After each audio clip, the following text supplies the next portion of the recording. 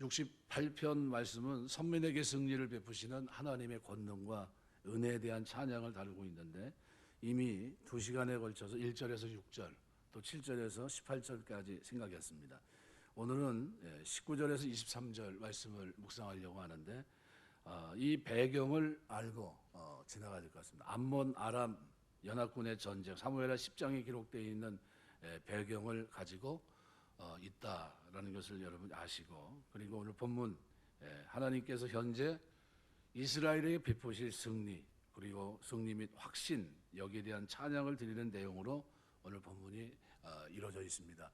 우리 신앙생활하면서 잊지 말아야 될 것이 있는데요, 우리 하나님은 어떤 분인가? 우리의 구원을 처음서부터 그리고 마지막까지 이루실 하나님입니다. 그래서 날마다 우리 짐을 지시는 주, 곧 우리의 구원이신 하나님을 찬송할지로다, 이렇게 얘기합니다. 하나님은 우리가 우리의 짐을 가지고 하나님 앞에 나오기를 원합니다. 짐이 없는 사람이 아무도 없습니다. 인생의 짐을 하나님께 맡기는 여러분 되시길 주의 이름으로 축원합니다. 자기가 지고 가면 대단히 힘들고요, 내가 지고 갈 짐이 있고, 그 다음에 하나님께 맡겨야 될 짐이 있습니다. 하나님께 맡기는 짐은 기도로 굴리는 겁니다. 하나님 앞에, 하나님 이건 내가 도저히 안 됩니다. 내 능력 바깥의 일입니다. 이건 하나님의 은혜가 필요합니다. 이건 어떻게 해요? 그 짐은 하나님께 기도로 맡겨야 돼요. 그래서 이런 어려움을 경험할 때마다 다윗은 어떻게 했습니까? 주야로 기도했어요. 주야로.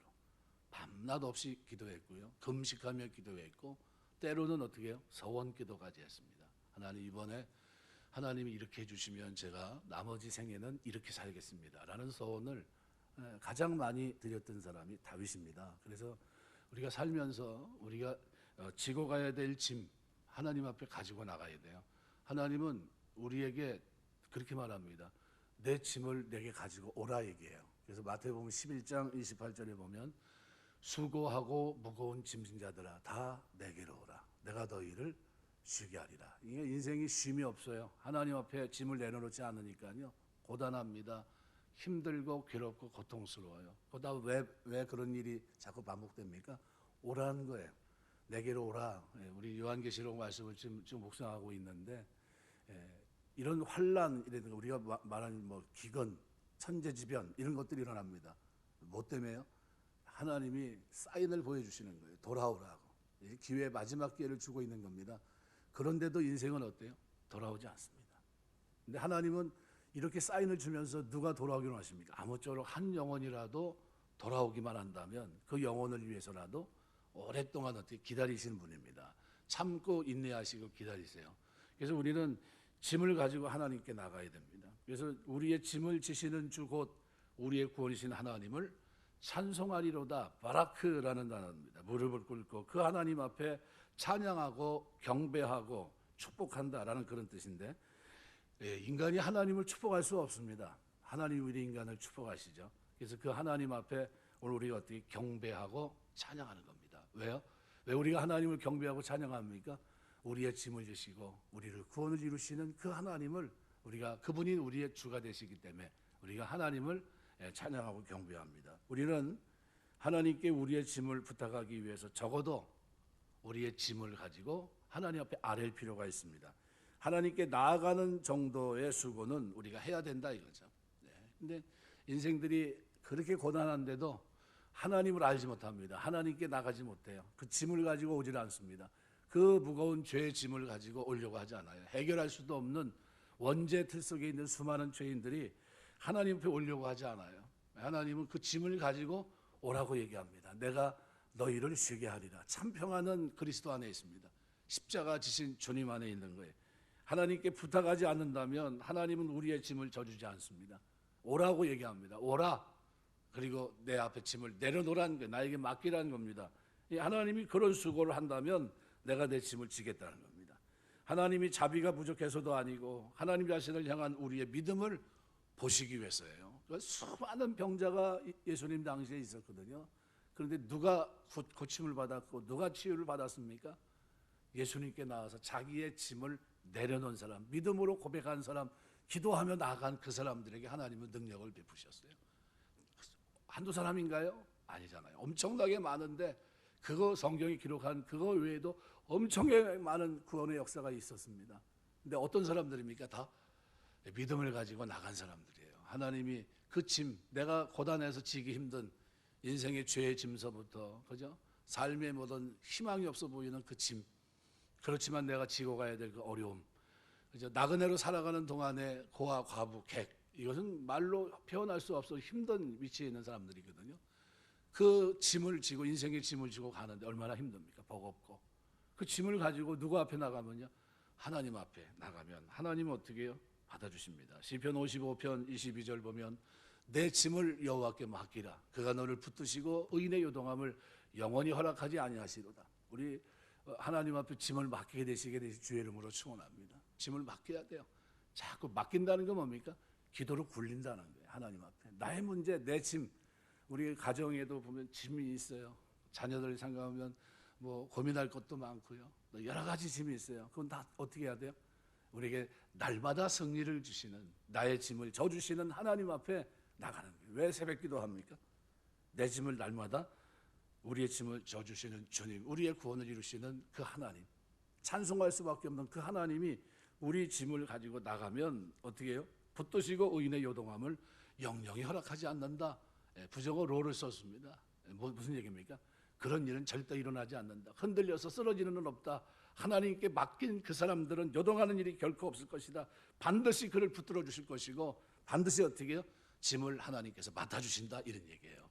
우리가 하나님 앞에 짐을 맡기게 되시길 주의 이름으로 축원합니다. 자꾸 맡겨야 돼요. 기도 생활을 자주 하는 게 복입니다. 시간만 나면, 틈만 나면 하시는 게 복이에요. 예수님이 마지막 십자가 지러 가시는 겟세마네 동산을 향해 나아갈 때도 어때요? 어느 자리입니까? 그 자리가 틈만 나면 기도했던 자리예요. 시간만 나면 엎드렸던 자리고요. 늘 하나님 앞에 무릎 꿇던 자리입니다. 그래서 심지어 팔려고 했던 가룟 유다도 그곳을 알 정도로 예수님은 기도의 사람이었어요. 그러니까 우리를 구원하기 위해 십자가신 주님이 이런 좋은 습관을 가지고 하나님께 그 인생의 무거운 죄 짐을 지고 가시기 위해서 십자가 지시면서 나아가셨는데, 그럼 우리가 짐을 지고 누구 앞에 나가야 됩니까? 우리를 위해 십자가 지신 주님, 날마다 우리의 짐을 져주기를 기뻐하시는, 죄의 짐을 기꺼이 져주겠다고 말씀하시는 주님 앞에 우리가 나가야 돼요. 베드로전서 5장 7절, 너희 염려를 다 주께 맡겨버리라. 이는 저가 너희를 권고하신다. 너희를 돌보신다는 게. 하나님 우리를 어떻게 해요? 우리를 생각하고 계세요. 늘 염려를 누구에게 맡기라고요? 내가 염려할 게 있고요, 하나님이 염려할 게 있습니다. 우리 부모님이 염려할 게 있고요, 자식들이 염려할 게 있어요. 그걸 구분하셔야 돼요. 그래서 내가 할 게 아니면 누구한테 맡겨야 됩니까? 하나님께 맡겨야 돼요. 하나님께 믿음으로 자꾸 맡겨야 돼요. 빌립보서 4장 6절, 아무것도 염려하지 말고 다만 모든 일에 기도와 간구로 너희 구할 것을 감사함으로 하나님께 아뢰라. 그리하면 모든 지각에 뛰어난 하나님의 평강이 그리스도 예수 안에서 너희 마음과 생각을 지키시리라. 하나님은 우리가 하나님 앞에 나아갈 때 그냥 나오는 것보다 뭘 가지고요? 짐을 가지고 나와서 맡기는 거 좋아하십니다. 죄 짐이 됐든 고단한 문제가 됐든 어떤 문제가 됐든 짐을 하나님께 맡기면 하나님, 우리의 구원이신 하나님은 우리 그 죄 짐을 해결해 줄 뿐만 아니라 우리 입에서 찬송이 터져나올 수 있는 놀라운 은혜를 베풀어 주십니다. 그래서 이 사실을 믿고 우리가 살아가는 동안 날마다 하나님 앞에 나가서 짐을 맡길 수 있는 여러분 되시길 주의 이름으로 축원합니다. 두 번째로, 어떤 사람이 복된 사람인가? 아랍 암몬 연합군이 쳐들어왔는데 이 무거운 짐 질 수가 없잖아요. 그러니까 어떻게 했어요? 하나님 앞에 기도로 맡겼습니다. 그리고 이 정도가 아니라 조금 더 한 걸음 더 나가세요. 20절은 이렇게 말합니다. 하나님은 우리에게 구원의 하나님이시라. 사망에서 벗어남은, 여기 지금은 벗어남은 데 있지 전의 성경은 사망에서 피함은 주 여호와로 말미암니다. 하나님께 피하고 하나님께 피한 것 자체가 뭡니까? 복이다라는 거예요. 복이다. 하나님께 피하는 자는 영원한 사망에서 구원받습니다. 누가복음 16장에 보면 26절에 우리 잘 알고 있는 나사로 얘기입니다. 그뿐 아니라 너희와 우리 사이에 큰 구렁텅이가 놓여 있어서 여기서 너희에게 건너가고자 하되 갈 수 없고 거기서 우리에게 건너올 수도 없게 하였느니라. 천국과 지옥은 우리가 잘 몰라요. 전도하다 보면 그런 얘기를 합니다. 천국 가봤냐고, 지옥 가봤냐고 이렇게 얘기합니다. 가보지도 않은 사람이 왜 그 얘기를 어떻게 합니까? 이렇게 얘기해요. 근데 어떻게 얘기할 수 있습니까? 천국과 지옥을 만드신 예수님이 이 땅에 오셔서 말씀하셨기 때문에 아는 겁니다. 부자와 나사로 비유를 통해서 설명하신 겁니다. 천국과 지옥은 이런 형태로 되어 있다.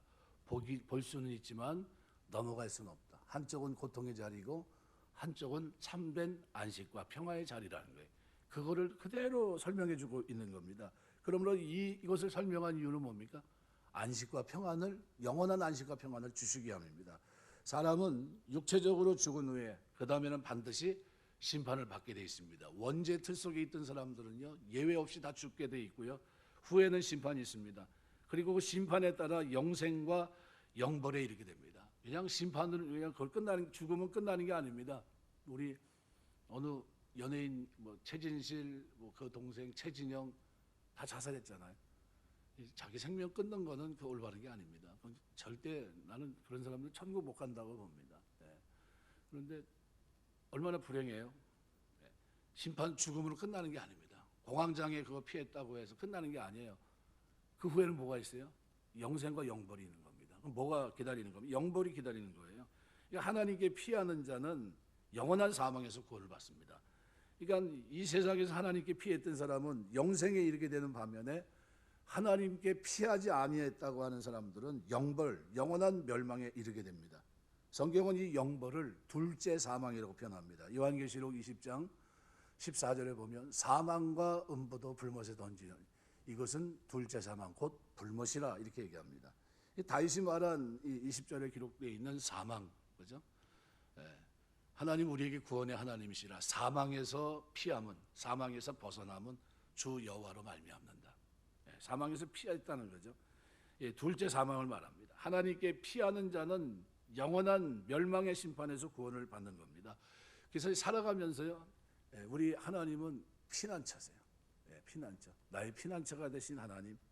늘 하나님 앞에 그런 고백을 드리며 살아야 됩니다. 우리가 하나님께 피하게 되시길 주의 이름으로 축원합니다. 뭔 일만 있으면요, 하나님 앞에 자꾸 엎드려야 돼요. 저는 시편 34편을 굉장히 좋아하는데요. 읽다 보면 다윗이 인생에서 가장 어두웠던 때입니다. 무슨 얘기냐면 힘들어서 도망다니는 게 너무 고통스러워서 어떻게 해요? 적국에 골리앗을 죽인 그 나라로 도망갔던 겁니다. 망명을 했었습니다. 그럼 좀 편할 줄 알았죠. 그런데 어떻게 해요? 죽음의 위협 속에 사지에서 간신히 살아나옵니다. 그러면서 그때 그 상황, 거기서 구사일생으로 살아나왔던 그때 상황을 설명한 게 시편 34편이에요. 그래서 거기서 8절에 이렇게 말합니다. 너희는 여호와의 선하심을 맛보할지어다. 그에게 피하는 자는 복이 있도다. 너희 성도들아 여호와를 경외하라. 그를 경외하는 자에게는 부족함이 없도다. 젊은 사자는 궁파에 줄일지라도 여호와를 찾는 자는 모든 좋은 곳에 부족함이 없으리로다. 결국 자기가 그 속에서 구사일생으로 살아나올 수 있었던 이유는 뭡니까? 하나님께 피했기 때문이에요. 하나님께 어떻게 피했습니까?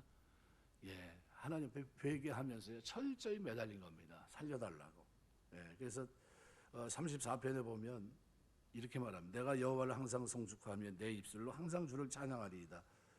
이유를 말하면 내 영혼이 여호와를 자랑하니 곤고한 자들 이를 듣고 기뻐하리이다. 나와 함께 여호와를 광다하시다며 함께 그 이름을 높이세. 그리고 얘기합니다. 내가 여호와께 간구하며 내게 응답하시고 내 모든 두려움에서 나를 건지셨도다. 그들이 주를 앙망하고 광채를 내었으니 그들의 얼굴은 부끄럽지 아니하리로다. 이 곤고한 자가 부르짖음에 여호와께서 들으시고 그의 모든 환난에서 구원하셨도다. 여호와의 천사가 주를 경외하는 자를 둘로 진치고 그들을 건지시는도다. 이 상황을 자기 상황을 설명한 겁니다. 왕 앞에 나가는데 미친 채 해야 됩니다. 그죠? 순간적인 번뜩이는 지혜였어요. 왕 앞에 나가는데 눈치를 보니까 다 뭐예요? 다윗을 죽입시다. 이참에 죽입시다 하는 그런 상황입니다. 근데 순간적으로 평생 전쟁터에서 살았던 이 사람은 사람 눈만 봐도 어때요? 분위기를 압니다. 이게 나를 죽이려고 하는 건지 나에게 호의적인지 적대적인지 금방 압니다. 적대적인 것도 살인적인 분위기가 확 튀는 겁니다. 뭐 했을까요? 순간적으로 시간을 끌면서 어떻게 해야 되나 기도했을 겁니다. 매달려서 하나님 앞에, 그리고 하나님 앞에 엎드렸어요. 이게 하나님께 피한 겁니다. 하나님 피할 데가 없습니다. 그죠? 피할 데가 없어요. 어디 숨을 데도 없고 도망갈 데도 없고요. 이제는 어떻게 꼼짝없이 죽게 된 겁니다. 단 한 군데 피할 데가 딱 있었는데 그게 어디예요? 하나님입니다.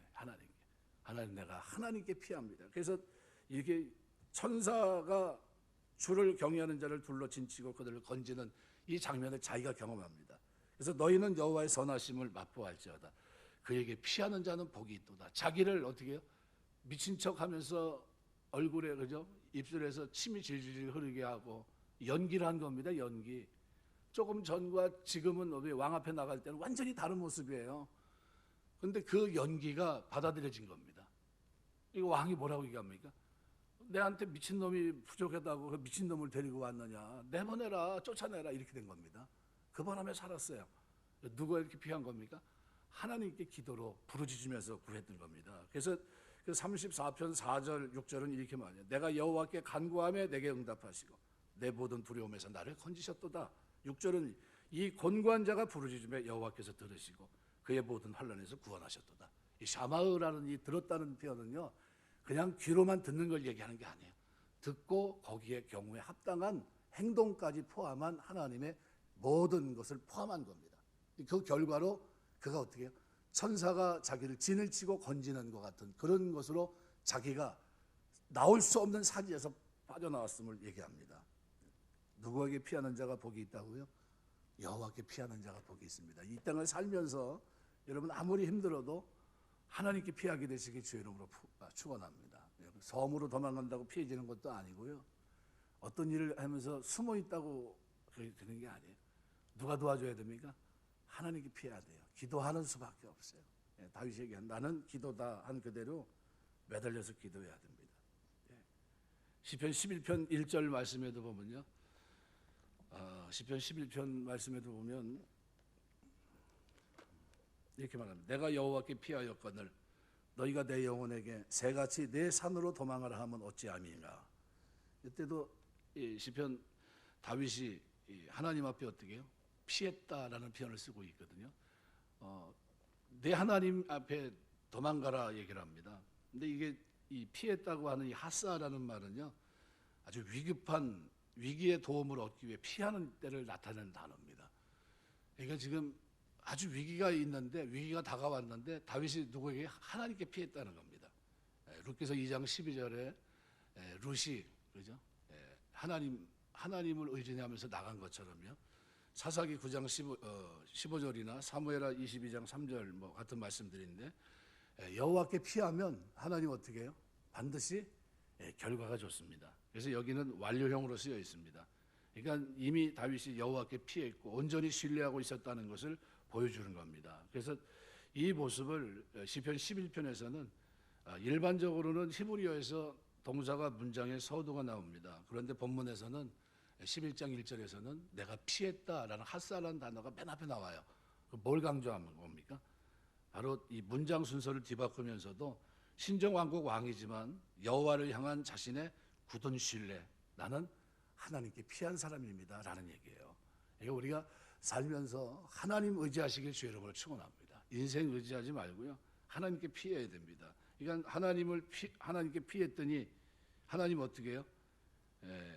붙드시고 그를 살려주시고 구원하십니다. 오늘 본문에 제가 20절 말씀에서 하나님께 피하는 자에게 하나님은 우리에게 뭘 주십니까? 인생이 해결할 수 없는 영원한 즐거움을 주십니다. 그게 뭡니까? 영원한 구원이에요. 영생. 그러니까 하나님께 피하는 자는 복이 있습니다. 하나님께 피하는 사람은 사무엘하 22장 3절 보시면은요, 내가 피할 나의 반석의 하나님이시여 나의 방패시여 나의 구원의 뿌리시여 나의 높은 망대시여 그에게 피할 나의 피난처시여 나의 구원자시라 나를 폭력에서 구원하셨도다. 하나님을 여호와 하나님을 얘기할 때 이렇게 아주 다양하게 묘사하고 있습니다. 시편 5편 11절에도 보면 그러나 주께 피하는 모든 사람은 다 기뻐하며 주의 보호로 말미암아 영원히 기뻐 외치고 주의 이름을 사랑하는 자들은 주를 즐거워하리다. 여기 주께 피하는 모든 사람은 어떻게 해요? 다 기뻐하고 주의 보호로 말미암아 영원히 기뻐 외치고 이렇게 얘기합니다. 그러니까 하나님께 피하는 게 복입니다. 그러면 살아가면서 하나님께 인생의 모든 문제 해결되지 않을 때는요, 그때는 어떻게 해요?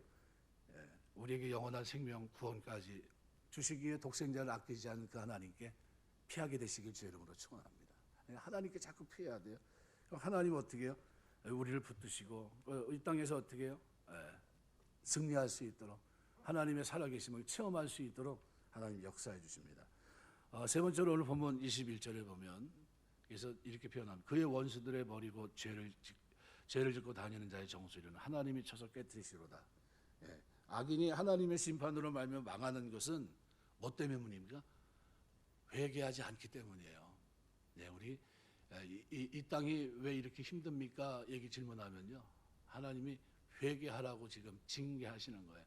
하나님이 사인 주시는 겁니다. 회개하라고. 왜요? 곧 심판이 있다는 거예요. 영원한 구원이 완성되는 날이 있고 심판이 있다는 겁니다. 그래서 그것 때문에 하나님은 계속 어떻게 해요? 우리가 상상하지 못했던, 그래서 요한계시록에 나와 있는 그 내용들은요, 마지막 때 일어날 일들을 그대로 묘사하고 있는 겁니다. 그래서 우리가 생각할 때 전에 그런 생각을 했잖아요. 뭐 전염병으로 뭐 사람이 죽어 이렇게 생각했잖아요. 에이, 그 말도 안 돼. 뭐 이런 첨단 이런 시대에 최고로 의학이 발달되고 유전자 복제 인간을 만드는 이런 시대에 어떻게 뭐 코로나 감기로 사람이 죽어? 에이, 뭐 백신을 맞고 뭐 이랬잖아요. 얼마나 많이 죽었습니까? 예. 그럼 뭐 때문에 그런 일이 벌어집니까? 하나님 말씀의 성취예요. 말씀이 이루어지고 있다는 게, 그런 것들이 자꾸 보여주는 건 뭡니까? 회개하라는 거예요. 회개하라는 거예요. 뭐가 있다는 겁니까? 영원한 생명과 영원한 벌이 있다는 거예요. 영벌이. 심판하신 하나님이 사인으로 돌아오라는 사인이에요. 네.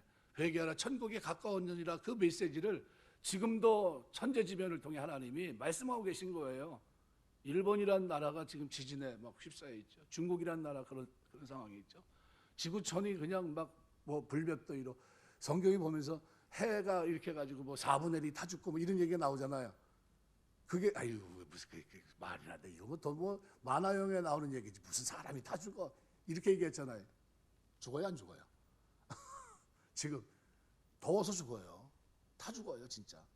그런 일들이 우리 눈앞에서 지금 벌어집니다. 그런데도 마음이 강팍하니까요, 하나님 말씀 모르니까요, 뭐라고 얘기합니까? 아유, 좀 빨리 에어컨 켜고 살아야 되는데, 이렇게 생각하고 있어요. 더 깊이 들어가면 뭡니까? 하나님이 돌아오라는 사인이에요. 돌아오라는, 회개하라 천국이 가까웠느니라, 이 메시지를 계속해서 어떻게 해요? 주고 계신 거예요. 성경에 기록된 그 말씀들이 거짓이 아니라 어떻게 해요? 때가 되면 이런 일이 이루어지리라는 그 말씀이 하나하나 지금 어떻게 천사들 통해서 던져지고 있는 겁니다. 실행이 옮겨지고 있는 거예요. 그럼 뭐 해야 됩니까? 지금 자꾸 메시지를 전해야 돼요. 그러니까 악인이 하나님의 심판으로 말만 망하는 것은 회개하지 않기 때문이에요. 성경은 아주 분명하게 하나님은 악인이 죽는 것을 조금 더 기뻐하지 않으시고 그가 돌이켜 그 길에서 떠나 사는 것을 기뻐하신다. 에스겔 18장 23절에 말씀합니다. 주 여호와의 말씀이라, 내가 어찌 악인이 죽는 것을 조금인들 기뻐하랴. 그가 돌이켜 그 길에서 떠나 사는 것을 어찌 기뻐하지 아니하겠느냐. 하나님의 마음은요, 죄인 하나가 회개하고 돌아오기를 기대하시는 겁니다. 그래서 어떻게 해요? 계속 사인을 주시는 거예요. 사인, 경고의 사인. 하나님은 하지 못할 일이 없으신 전능하신 분이지만 회개하지 않는 자를 구원하실 능력은 없습니다. 회개해야 도와주십니다. 아까도 얘기했지만요, 날마다 인생의 내 짐을 져주시는 하나님께 짐을 가지고 가야 하나님 대신 져주시는 거예요. 그 짐을 내려놓고 하나님 이 짐을 맡깁니다. 그리고 어떻게 굴려야 돼요? 기도로, 예수의 이름으로. 그래야 맡아주시는 거예요. 사도행전 17장 30절 보면 이렇게 표현합니다. 알지 못하던 시대에는 하나님이 간과하셨거니와 이제는 어디든지 사람에게 다 명하사 회개하라 하셨으니. 그러니까 성경의 일관된 외침이 뭡니까? 회개하라 천국이 가까웠느니라. 이미 세례요한서부터 이미 이 메시지가 증거되어 있고, 예수님께서 도끼가 이미 나무 위에 놓여 있다고. 그럼 뭐 더 이상 할 말이 뭐가 있습니까? 그때가 다 됐다는 거예요. 에스겔 18장 30절 보면 주의 말씀이니라, 이스라엘 족속아, 내가 너희 각 사람이 행한 대로 심판할지라. 너희는 돌이켜 회개하고 모든 죄에서 떠날지어다. 그리한즉 그것이 너희에게 죄악의 걸림돌이 되지 아니하리라. 네. 우리가 살면서요, 죄진 사람들이 하나님 앞에 돌아오는 그런 계절이 지금 온 것 같아요. 깜짝깜짝 놀라는 일들이 지금 막 일어납니다. 안 믿던 사람이 이제 나오는 분들도 있고요. 자기 죄에 대한 감정 때문에 이걸 어떻게 해결하기 위해서 교회 나오시는 분도 있고 막 그럽니다. 왜 그러냐면 하나님이 자기 백성을 찾으시니까 그래요. 때가 되니까 더 돌아오는 겁니다. 그럼 우리가 뭐를 해야 됩니까? 기도해 줘야 돼요. 우리 그리스도인들이 아브라함이 소돔성을 향해서 의인 10명 있으면 어떻게 하시겠습니까? 하면서 기도했듯이요, 우리가 이 도성을 향해서 여러분 가족, 여러분 관계되어 있는 사람을 위해서 하나님 늘 기도에 힘쓰게 되시길 주의 이름으로 축원합니다. 그들이 만약에 지옥 가는데 여러분 두 발 편하게 주무실 수 있겠습니까? 가만히 생각해 보세요. 만일 내일이 인생의 마지막이다. 이제 한 뭐 일주일 남았다 그러면 어떻게 하시겠어요? 큰일 났네. 이거 다 무너지고 다 없어지고 풀어진 것 같이 쫙 풀어지게 되고 모든 것이 다 없어지는데 뭐만요? 그리스도를 믿는 믿음 안에서 죄사함 받은 사람만 영생을 얻는다고 본다면 그럼 뭐만 가장 귀중합니까? 복음이에요. 복된 소식. 이것을 듣고 믿었냐 믿지 않느냐 이것이 너무나 중요하거든요. 그럼 그걸 위해서 우리가 뭘 해야 됩니까? 기도해야 돼요. 오늘 22절은 이렇게 표현합니다. 주께서 말씀하시기를 내가 그들을 바산에서 돌아오게 하며 바다 깊은 곳에서 도로 나오게 하며. 그들은 누굽니까? 21절에 죄를 짓고 다니는 사람을 말합니다. 그의 원수들이 버리고 죄를 짓고 다니는 자의 정수리는 하나님이 쳐서 깨뜨릴 것이다. 그들은 뭐예요? 22절 주께서 말씀하시길 내가 그들을 어디서요? 바산에서 돌아오게 한다. 바산. 저는 지난 시간에도 말씀을 드렸는데 바산은 산이죠. 엄청난 산이죠. 어떤 산이에요? 주변에 있는 모든 이스라엘과 관계되어 있는 이 산들을 말하는데요. 시온산은 불과 해발 한 700m 정도의 낮은 산이라고 한다면 바산의 산은요 보통 한 3,000m 됩니다. 3,000m. 그러니까 이스라엘 북동쪽에 위치한 산들, 그다음 용암이 흘러내 굳어진 현무암으로 이루어졌는데요. 산이 되게 높고 웅장하고 곳곳에 높고 가파른 탑 모양의 여러 봉우들이 우뚝 솟아있는 그런 곳입니다. 그래서 그 중에서도 야울린산 같은 이 바산의 산들의 대표적인 산은 해발 한 3,000m 돼요. 엄청나죠. 이 바산의 산이 하나님의 산으로 불리는 시온산과 같이 그곳에 하나님이 임재해 계시기 때문이다. 보통 얘기를 하는데 하나님이 계시는 산은 어떤 산입니까? 시온산. 불과 해발 700m도 미치지 못하는 낮은 산입니다. 이 무슨 얘기냐면요. 다윗은 이러한 시온산을 바산의 산들이 시기하에 본다 얘기했거든요. 바산의 산이라는 것은 어떤 의미를 갖고 있냐면요. 스스로 높은 치하고 하나님의 선민인 이스라엘을 대적하는 이방 족속을 상징합니다. 그들이 시기한다는 거죠. 시기한다. 그러니까 마치 사냥꾼이 은밀한 곳에 숨어서 전후좌우를 살피는 가운데 사냥감을 노리고 보고 있는 이게 뭡니까? 시기한다는 그런 표현인데요. 선민 이스라엘을 위협하고 쓰러뜨리려고 하는 주변 이방 족속을 향한 엄중한 경고로 이미 15절, 16절 말씀에서 이제 인용이 됐거든요. 근데 여기서 다시 한번 22절에서 말씀하고 있습니다. 그래서 22절에 뭐라고 표현합니까? 주께서 말씀하시기를 내가 그들을 바산에서 돌아오게 하며. 그러니까 죄를 짓고 뭐 말 그대로 자기 멋대로 높은 곳에 거하니까 끌어내릴 수 있는 사람이 아무도 없어요. 그죠? 그런데 이것은 죄악 가운데 행하는 자들에 대해서 그들이 아무리 은밀한 곳에 높은 곳에 있다 할지라도 아무리 세상 권세를 두르고 있다 할지라도 결국 어떻게 멸망의 심판을 하시겠다는 표현입니다. 바산. 그래서 그들을 어떻게 해요? 바산에서 돌아오게 하고 바다 깊은 곳에서 돌아 나오게 한다. 아모스 9장 1절에서 3절 보시면요. 이렇게 표현합니다. 내가 보니 주께서 제단 곁에서 이르시되 기둥머리를 쳐서 문지방이 움직이게 하며 그것으로 부서져서 머리에 떨어지게 하라. 내가 그 남은 자를 칼로 죽이리니 그 중에서 한 사람도 도망하지 못하며 그 중에서 한 사람도 피하지 못하리라. 그들이 파고 스올로 들어올지라도 내 손이 거기에서 붙잡아 낼 것이요 하늘로 올라갈지라도 내가 거기서 붙잡아 내릴 것이며 갈매산 꼭대기에 숨을지라도 내가 거기에서 찾아낼 것이요 내 눈을 피하여 바다 밑에 숨을지라도 내가 거기에서 뱀을 명령하여 물게 할 것이다. 무슨 얘기입니까? 심판이에요. 심판. 요한계시록 21장 11, 14절 보시면요. 크고 높은 성곽이 있고 12문이 있는데 문에 12천사가 있고 그분들 위에 이름이 썼으니 이스라엘 자손 12지파 이름들이라. 동쪽의 세 문, 북쪽의 세 문, 남쪽의 세 문, 서쪽의 세 문이요. 쭉 보는데 12절부터 14절 보면 내가 보니 죽은 자들이 물은 대소하고 그 보좌 앞에 섰는데 책들이 펴있고 또 다른 책이 펴졌으니 곧 생명책이라. 죽은 자들이 자기 행위를 따라 책들에 기록된 대로 심판을 받으니 바다가 그 가운데 죽은 자를 내어주고 또 사망과 음부도 그 가운데 죽은 자들을 내어주매 각 사람이 자기 행위대로 심판을 받고 사망과 음부 또 불못에 던지우니 이것이 둘째 사망 곧 불못이라 이렇게 표현합니다. 그러니까 죽음조차도 하나님의 심판을 피할 수 있는 피난처가 되지 못한다는 걸 보여줍니다.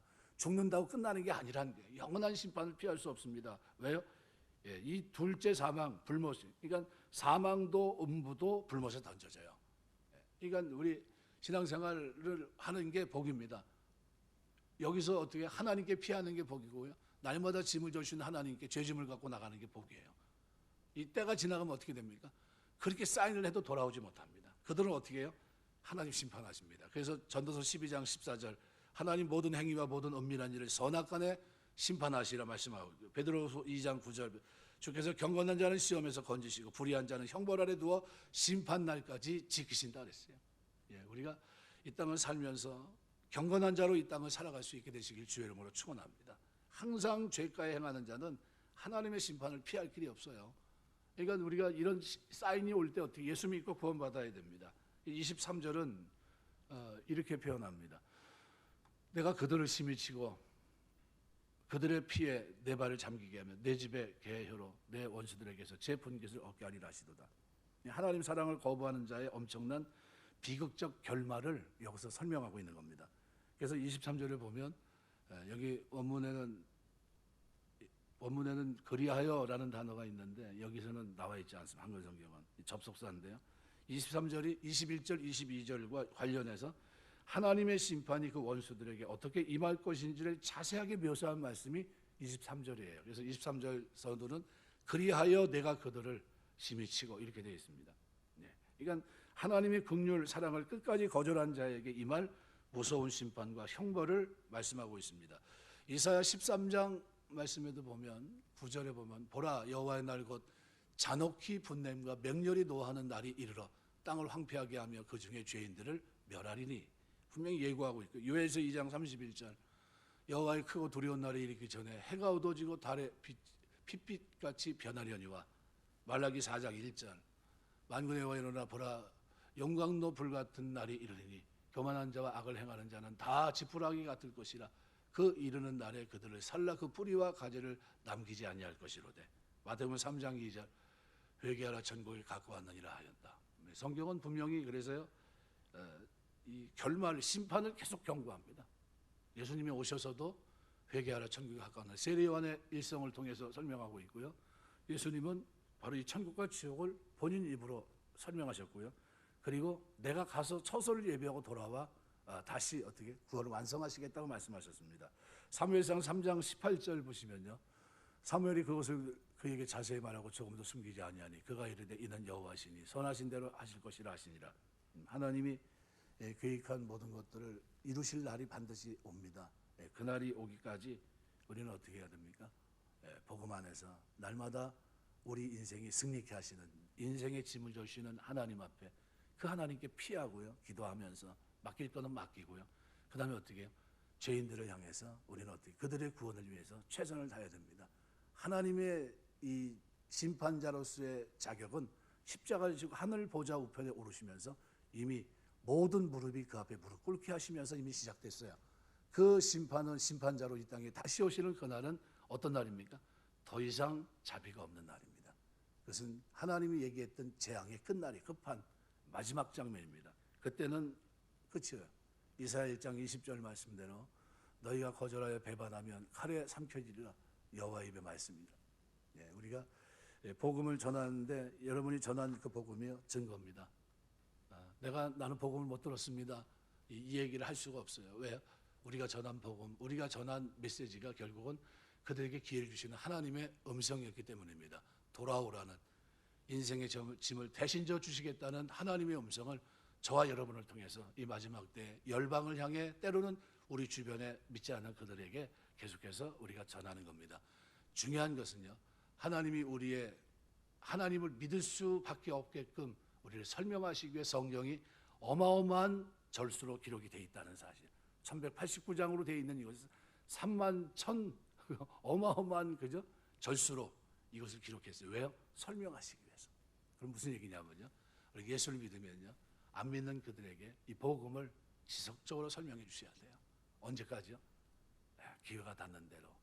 이제 때를 얻든지 못 얻든지 마땅히 해야 될 일이 이것이다. 왜요? 뭐가 분명하니까? 영생과 영벌이 너무나 분명하기 때문에 이 사실을 알고 있는 우리는 그들이 영생을 얻기를 원하기 때문에 우리는 어떻게 살아갑니까? 내가 조금 손해를 보고 내가 좀 모욕적이어도 내가 그들에게 대우를 받지 못한다 할지라도 그들에게 어떻게 해요? 복음을 전하는 겁니다. 알아들을 수 있게 설명하고 또 설명하고 제시하고 또 제시하고 하나님 앞에 기도하고 이것이 오늘 우리의 모습입니다. 말씀 맺겠습니다. 신앙생활하는 동안 우리가 꼭 날마다 우리의 짐을 주시고 우리에게 승리해 주신 구원을 이루시는 그 여호와 하나님을 찬송하며 살게 되시기 바랍니다. 그리고 그 하나님께 피하는 자에게 주시는 최고의 복이 뭡니까? 영생이에요. 놀라운 축복입니다. 인간이 이룰 수 없는 놀라운 축복을 하나님 우리에게 주시고요. 거기서 끝납니까? 아니요. 하나님 우리를 통해서 하나님의 구원이 있음을 알리고 싶어 하십니다. 끊임없이 안 믿는 그들에게 회개하지 않기 때문에 망하는 거다. 심판은 피할 길이 없다.